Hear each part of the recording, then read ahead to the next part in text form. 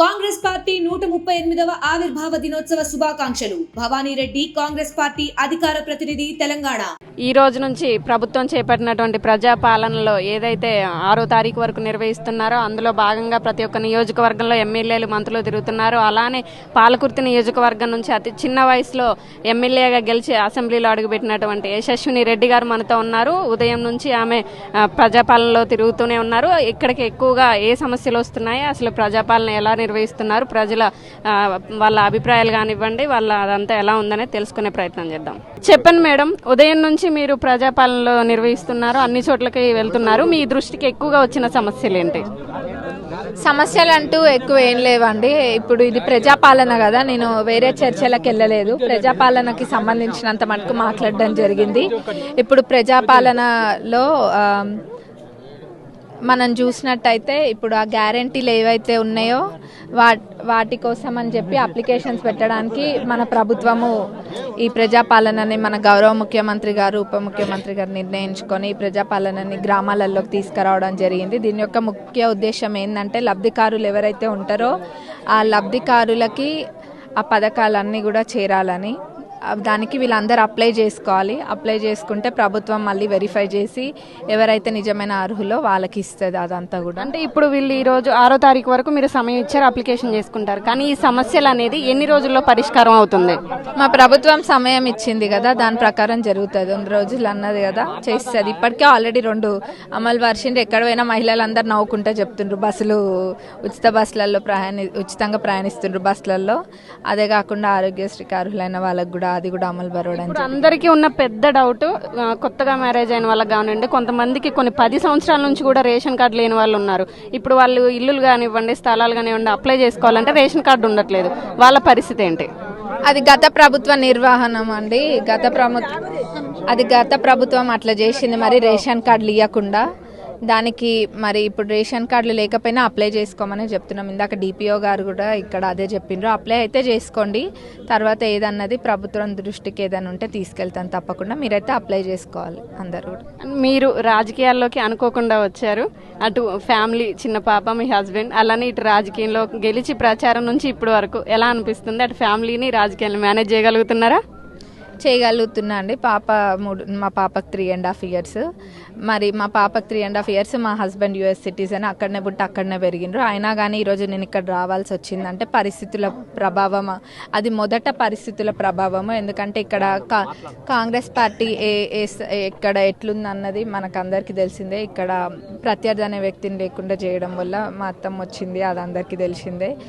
మళ్ళీ తను వెనక్కి పోతే ధైర్యం అందరిది సన్నగిలుతుంది అని చెప్పి నాకు అట్లాంటి పరిస్థితి, పాప ఇంకా మా ఆయన ఉన్నా కానీ నేను అన్ని కాంప్రమైజ్ అయ్యి ఇక్కడ రావాల్సి వచ్చింది. ఎందుకంటే ప్రజలకి మళ్ళీ నమ్మకం పోవద్దు, వాళ్ళకి మంచి జరగాలన్న ఉద్దేశంతో అవన్నీ కూడా పక్కకు పెట్టి. చాలా మంది మీ నియోజకవర్గంలో కానివ్వండి, మీ ఫ్యాన్ ఫాలోయింగ్స్ కూడా చాలా మందికి తెలియని విషయం, మీ హస్బెండ్ ఏం బిజినెస్ చేస్తుంటారు అని.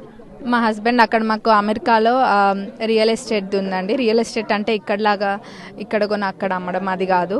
మా అత్తమ్మ మామయ్య వాళ్ళు, మా మామయ్యనేమో కార్డియాలజిస్ట్, అది అందరికీ తెలిసిన విషయమే. అత్తమ్మనేమో మరి మామయ్య అత్తమ్మ వాళ్ళిద్దరు కలిసి రియల్ ఎస్టేట్ బిజినెస్ పెట్టడం జరిగింది. అది మరి 1000 units ఓన్ చేస్తాము సొంతంగా. అక్కడ బయట మేనేజ్మెంట్ కంపెనీకి ఇవ్వకుండా అది మా బిల్డింగ్స్ని మేమే రెంట్ చేసుకుంటూ, అది మేనేజింగ్ కూడా మేమే చేసి, లీజింగ్ ఆఫీసెస్ కూడా మావే ఉంటాయి. మరి అది కాకుండా బాదం ఇంకా పిస్తా తోటలు ఉన్నాయి అక్కడ. వీటన్నిటిని మేనేజ్ చేస్తాము. వీటన్నిటికి ఆఫీసెస్ ఉన్నాయి, దాంట్లో మా హస్బెండ్ చేస్తారు. ఇప్పుడు మీ శ్రీవారికి US పౌరసత్వం, మీరు ఇప్పుడు ఇండియా, ఇద్దరు దూరంగా ఉండాల్సి వస్తుంది. అండ్ రాజకీయాల్లో ఇంకా ముందడిగేసే ఆలోచన ఉందా? తిరిగి మళ్ళీ US వెళ్ళే ఆలోచన ఏమైనా ఉందా?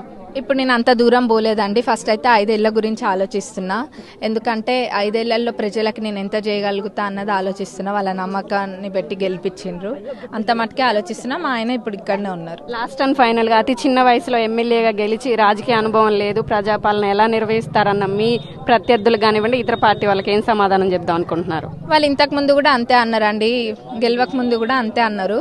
ఈ అమ్మాయి 26 ఏళ్ళే అది ఇది అన్నారు. మరి ఏదన్నా కానీ దానికి అన్నిటికీ సమాధానం ఈరోజు ప్రజలందరూ సమాధానం చెప్పిండ్రు. నేను చెప్పలే ఆ సమాధానం, ప్రజలందరూ చెప్పిన సమాధానం. వాళ్ళు ఈరోజు నన్ను ఇక్కడ నిలబెట్టడం జరిగింది. మరి అదే తీరుగా ప్రజాపాలన ఎట్లా చేస్తా అంటారా, ప్రజాపాలన కూడా చేస్తా, ఎందుకు చేయను. అక్కడ నేను తెలుసుకోవాల్సినవన్నీ తెలుసుకుంటా, ఇంకా నాకు తెలియదు ఏమైనా ఉంటే సలహాలు తీసుకొని తెలుసుకుంటా. ప్రజలకు ఏం చేయాలో అది చేయాలి నేను, అంతేగాని ఎవరు ఏదన్నా నేను పట్టించుకోవాల్సిన అవసరం నాకు లేదు. ఇంకొకటి అధికారులకు కూడా నేను చెప్పదలుచుకుంది ఒక్కటే, అధికారులు ఎవరైనా, అధికారులైనా ప్రజలైనా ఒక్కటే చెప్తున్నా, ప్రజలు కూడా ఎవరైనా వచ్చి మీ దగ్గరకు వచ్చి మీకు పని చేసి పెడతాము అని మాకు ఎంతో కొంత డబ్బు ఇవ్వండి అంటే మటుకు అది ఎవరు నమ్మద్దు. ఎందుకంటే ఇక్కడ ప్రభుత్వంకి మీకు మటుకే సంబంధము. మరి మీ పని ప్రభుత్వం చేస్తుంది, ఎవరు చెప్తే జరగదు. వాళ్ళు వచ్చి మభ్యపెడితే ఎవరు నమ్మకండి.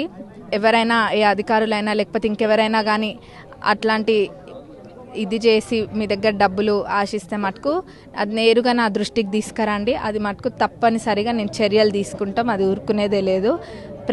ఇది ప్రజల పాలన, కాంగ్రెస్ ప్రభుత్వం ప్రజాపాలన చేస్తుంది. విన్నారు కదా, ప్రజాపాలనలో ఎవరు కూడా మధ్యదారులు కానివ్వండి, మధ్యలో ఎవరన్నా ఉండి డబ్బులు తీసుకునే ప్రయత్నం చేసినా సరే ఎవరు ఇవ్వద్దు. ప్రజలకి మధ్యలో మేము ఉంటాము, ప్రభుత్వం మధ్యలో ఏదున్నా సరే మా దగ్గరికి రావాలి. అధికారులు ఎవరన్నా డబ్బులు అడిగినట్లయితే ఖచ్చితంగా నా దగ్గరకు వచ్చి కంప్లైంట్ ఇవ్వండి, వారి మీద యాక్షన్ తీసుకోవడం అయితే జరుగుతుందని చెప్పడం జరుగుతుంది.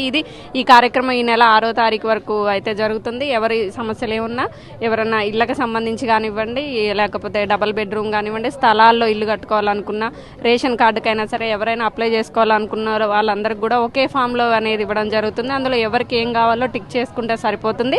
ఖచ్చితంగా దాని మీద ఫొటోస్ కూడా ఇవ్వడం జరుగుతుంది. అన్నిటికీ జిరాక్స్ అనేది ఇవ్వాలి.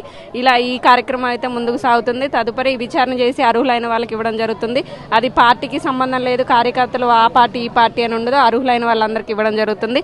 ఖచ్చితంగా అందరికీ మేము న్యాయం చేస్తాం, సాయం చేస్తామని చెప్పడం జరుగుతుంది.